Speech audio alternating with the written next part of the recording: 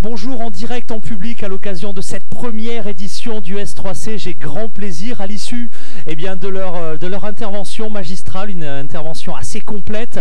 J'ai grand plaisir à accueillir ici même à la tribune Thierry Vinzon. Vous êtes le maire de Saint-Amand-Montrond et à vos côtés, honneur aux dames, Élise, bonjour, Élise Feuillepin. Alors vous êtes la PDG, si je vais le dire en anglais comme ça, je ne vais pas faire d'erreur, PDG, la CEO de M2O qui est une co-aventure entre Veolia et Orange, et c'est une aventure mais en mode start-up. Présentation tout d'abord de M2O City, je crois.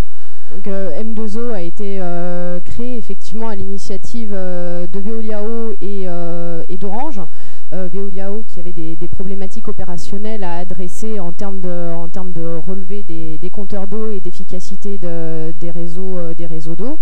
Et Orange qui n'est pas besoin de présenter. Et c'est vrai que ce qui est intéressant, c'est que ces deux grands groupes se sont associés pour créer une start-up destinée à adresser les sujets de l'IoT pour les villes intelligentes et les bâtiments connectés. Alors IoT, Internet of Things, l'Internet des objets. Monsieur le maire, bonjour. Bonjour. Alors merci d'être avec nous tout d'abord. Effectivement, une ville. Alors on a souvent à la tribune de S3C des maires, des élus de très grandes agglos qui, avec des budgets très importants, se disent tiens, les jeux deviennent Smart City, à tel point qu'on pourrait croire qu'une agglo plus réduite, c'est votre cas, Saint-Amand-Montrond, situé au centre de la France, le centre de la France.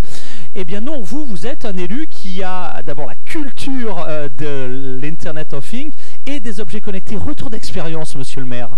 En fait, en France, on dit que 75% de la population habite dans les villes, mais il faut aussi préciser que 75% de la population habite dans des villes de moins de 30 000 habitants. Il faut le rappeler. Vous voyez comme quoi, donc c'est la vision inverse du verre, à moitié plein, moitié vide. Moi, l'objectif n'est pas tant une vision de communication, c'est une vision de réduction du fonctionnement, des coûts de fonctionnement. Moi, j'ai presque 25% de mon coût de fonctionnement en fluide, eau, électricité, gaz, téléphone, etc. Et donc, moi, l'objectif était dès 2008, quand on a mis ça en place avec Veolia, qui tout de suite nous a dit, on vient de créer avec Orange une start-up, M2O City, et donc on a dit, ok, Banco, nous, à la fois, on veut faire des économies, on veut avoir une manière très simple de diriger en fait ce contrôle de la consommation, et puis le troisième volet, oui, en termes de communication, c'était le début balbutiant des smart cities, des villes intelligentes, des villes connectées, et donc on a dit ok. Alors vous avez dit ok, donc sur des préoccupations d'élus importantes, je réduis finalement les coûts de fonctionnement. Alors au départ des capteurs dans le monde de l'eau, est-ce que vous avez continué votre démarche? Est-ce que vous êtes resté uniquement sur le réseau d'eau, ou est-ce qu'au contraire, alors aujourd'hui ou dans un proche futur, vous avez un regard vers d'autres capteurs? D'abord peut-être votre retour d'expérience et ensuite le regard de la spécialiste sur le sujet. Oui, en fait, donc grâce au conseil de M2O City, on a pu dépasser cette simple dimension du contrôle et de la surveillance des canalisations d'eau pour éviter 15 à 40% de perte d'eau. Donc il y a aussi un côté environnemental et une volonté d'utiliser au mieux une ressource qui, dans le monde, se raréfie. Oui, des économies pour la commune et pour la planète. Donc c'est très vertueux. Il y a aussi toute cette vision on n'est pas là pour gaspiller. Ah, voilà. Et donc c'est bien d'avoir aussi ce partage d'expérience avec une société qui elle doit vivre, mais elle vit grâce aux économies qu'elle fait faire aux autres. Oui, c'est très vertueux. Et c'est ça qui est vertueux. Alors, merci déjà pour ce premier regard. Alors, Élise Feuillepin, justement, ces capteurs, vous êtes en train d'équiper nos villes, le monde entier peut-être, de ces capteurs. Alors, on a parlé de certains d'entre eux. Faites-nous un petit tour d'horizon de ces capteurs, aujourd'hui, de l'intelligence qui est en train d'arriver autour de nous. Le sujet est et très le tout vaste. En 1 minute, hein, donc on est très confort. Hein. Ouais. Non, donc, nous avons déployé 1,5 million de capteurs sur le territoire national, puisqu'on équipe 2000 communes. Beaucoup dans le domaine de l'eau, effectivement, où il y a les sujets de relevé, mais également d'amélioration l'amélioration du rendement des réseaux d'eau. Mais on intervient également sur tous les sujets, on va dire, de la ville durable, donc autour de l'ensemble des fluides, eau, électricité, gaz, mesure de température, mais également sur qualité de l'air, mesure des nuisances sonores et du bruit qu'on a déployé à Saint-Amand. Et encore, pour donner d'autres exemples, le stationnement intelligent, sur lequel nous sommes à l'étude en ce moment avec la ville de Saint-Amand. Alors justement, voilà, alors vous êtes à l'étude, on va évidemment pas s'il y a des discussions en cours, mais en tant qu'élu, vous, alors on ferme les yeux, on se projette, on arrive dans 5 ans, dans 10 ans à Saint-Amand-Montrond. Monsieur le maire, quel est votre souhait le plus cher en matière d'intelligence ambiante et de smart city finalement? En fait, moi, dans 5 ans, je voudrais que tout le monde ait le très haut débit. C'est en bonne voie de le réaliser.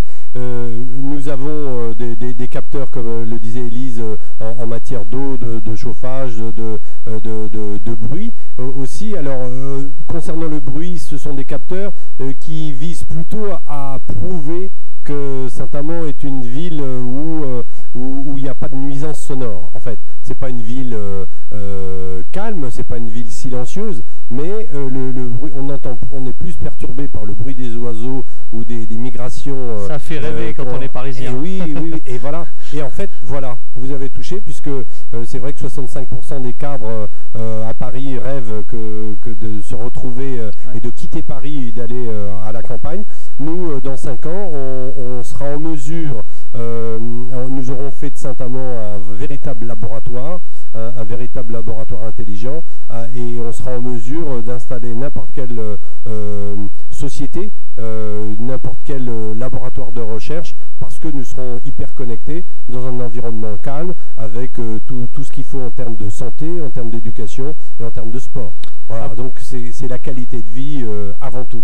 L'appel est lancé à vie au lab de recherche, aux entrepreneurs, et bien une infrastructure d'accueil intelligente. Alors, dernière question, peut-être un mot de conclusion. On a l'occasion de dire. Oui, parce qu'avec M2O, c'est vrai qu'on discute, mais on est déjà très avancé. Et en fait, c'est pour avoir, comme dans certaines grandes villes, avoir cette capacité à utiliser des places de parking pour un stationnement rapide, pour aller chercher son pain, sa viande, enfin, etc. Et chez des artisans de qualité, et faire en sorte qu'il y ait ce vrai turnover. Et donc nous allons le mettre, nous allons signer bientôt et mettre en œuvre. Donc sur mon smartphone, je vais à Saint-Amand-Montrond, j'en ai pour 10 minutes, je vais acheter le pain, on me réserve ma place de parking, c'est ça l'idée? Alors, ça, l'idée d'après, hein, vous êtes rapide. Oui, peut-être.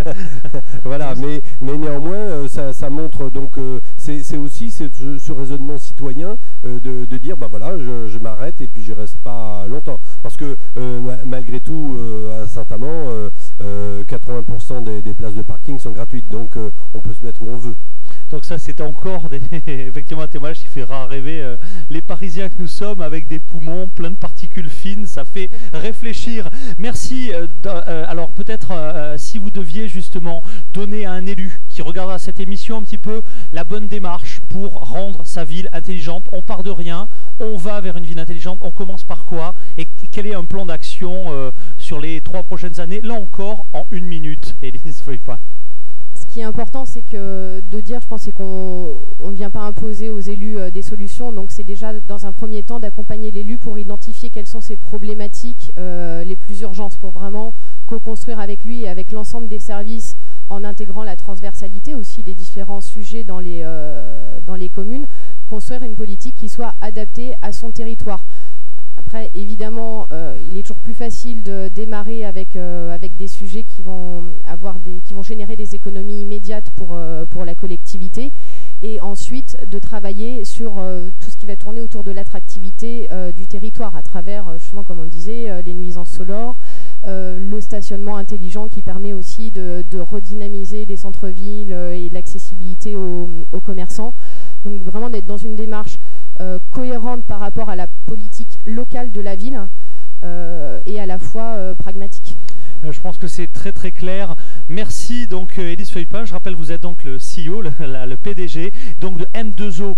Monsieur le maire, en conclusion, si vous aussi vous deviez donner un dernier conseil, un retour d'expérience à d'autres élus qui n'ont pas encore commencé cette démarche, quel serait en conclusion votre dernier conseil à d'autres élus? En fait, c'est le dernier mot qu'a prononcé Élise, pragmatique.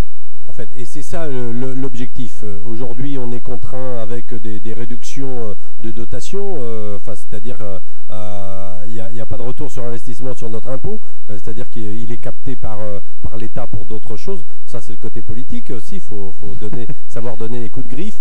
Et nous, c'est vraiment un retour sur investissement par rapport à l'impôt que payent nos concitoyens. Et voilà, c'est ça notre objectif en fait.